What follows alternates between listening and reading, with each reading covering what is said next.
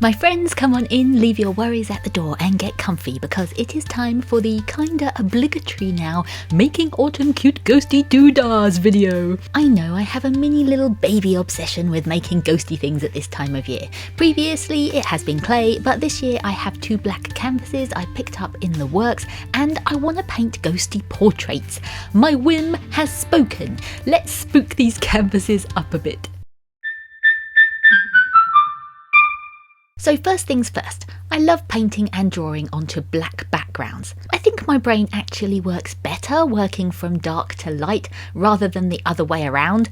I think that's why I find things like watercolours more challenging, because I have to remember to leave spaces for the light to remain on the white paper rather than being able to add it later. Does that make sense? Does anyone else feel the same? I also just really love the richness of exploring colours against the black. It pleases me very much, and that's enough of a reason to do it. So let's just pin down the aim here.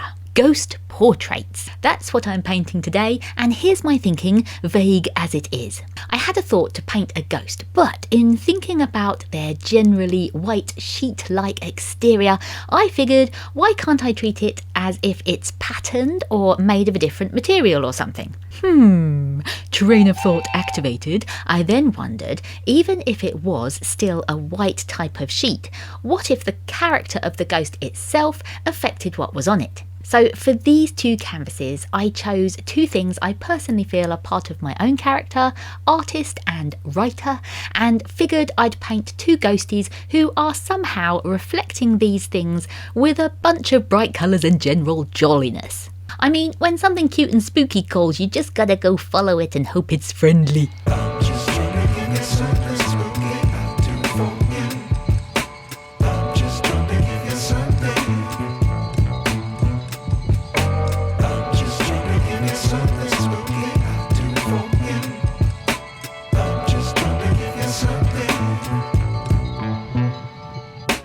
I drafted both ghosties onto their canvases first, just so that I could get an idea of how the 2 would sit beside each other, because I think it'll be nice to have them as a pair. But once that was done, it was time to have some fun with some colours.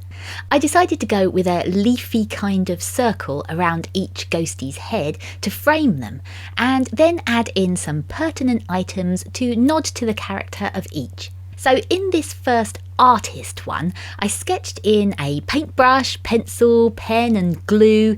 My whim was telling me very loudly to use warm colours in this portrait, and who am I to ignore a boisterous whim voice? As mentioned before, dark to light makes sense to me, so I started adding dark browns first, and then moved on to purples, oranges, pinks and yellows, scattering them around the leafy halo, hopefully in an even kind of fashion. And hey, just to mention, if black backgrounds and colour building sounds like your kind of jam, or indeed perfect pickle, because what now? I have a Skillshare class where we use oil pastels to draw animals on black paper. We start with dark tones and work towards the highlights and generally have a lovely pastely time. It's very chill, and if you're new to Skillshare, you can try it for free using my link in the description. If you like this video, you might like that, and your support is so very appreciated. So thank you for considering it.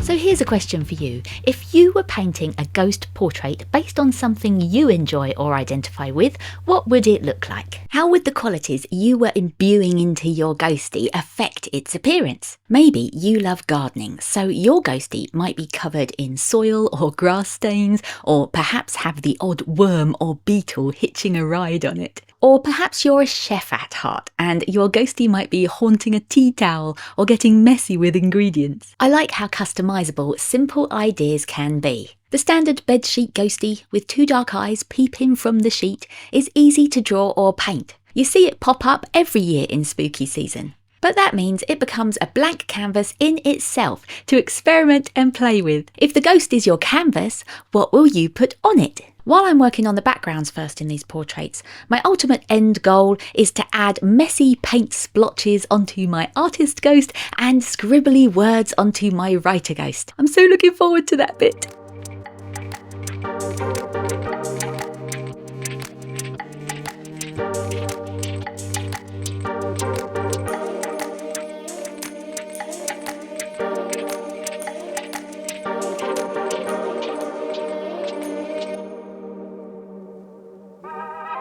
So I've been mulling over how best to create some loose splotchy paint splashes onto my artist ghost without lobbing it all over the place and getting it in areas that I don't want. I've no idea if this is best, but I'm going to try ink for it. I've got a purple, a yellow, an orange and a brown, and I think that would work well on here with my warm paint colours. I do have a red, but I figured that might look a little bit blood spattery, which ain't what I'm going for. I'm essentially just loading up my brush with ink and a bit of water and blobbity-blobbing it about as if I have a plan. Let's just bung a bit here, dab a bit there, sometimes get a bit freaked out that I'm ruining the whole thing, and then realising that really it's not that deep and who cares if I do. These bits of art play are always fun to push through. It's amazing how such little roadblocks can make us hesitate from making the next mark on a page or a canvas. But as soon as you let go of what you worry might happen and just embrace what's about to, it all gets a lot more relaxed. Sometimes things can end up a bit squiffy, sometimes you can be surprised, but in general the path you took to get there is good to have trodden on.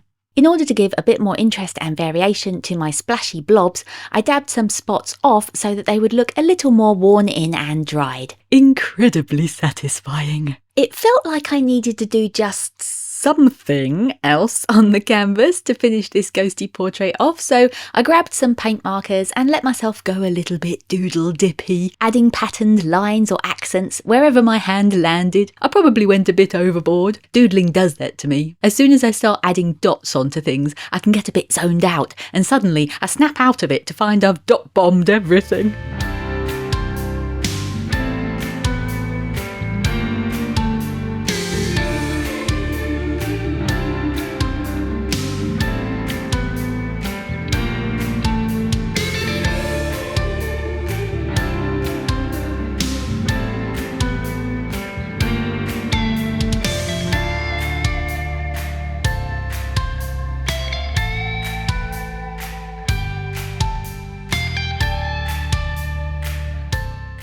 Moving on to my writer ghost, I stuck with black ink this time and plopped a few smaller types of splotches around as if their pen had splattered over them, and then grabbed a black Sharpie to start writing random lines. I chose some quotes from Shakespeare sonnets and tried to write them as if they were moving across the sheets, cresting over and disappearing into the folds. I don't think I got the angles quite right, but I think it gives the impression of what I had in my head.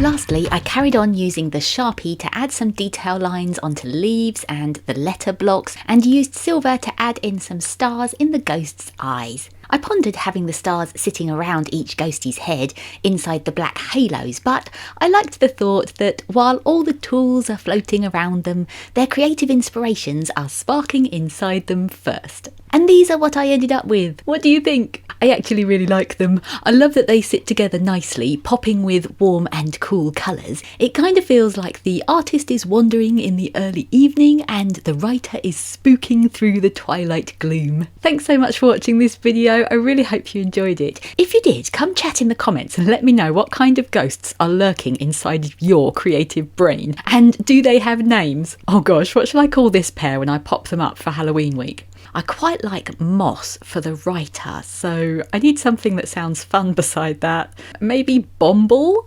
Bomble and Moss? I mean, sure, let's go with that. Stay curious, my friends, keep making happy, and I'll see you next time.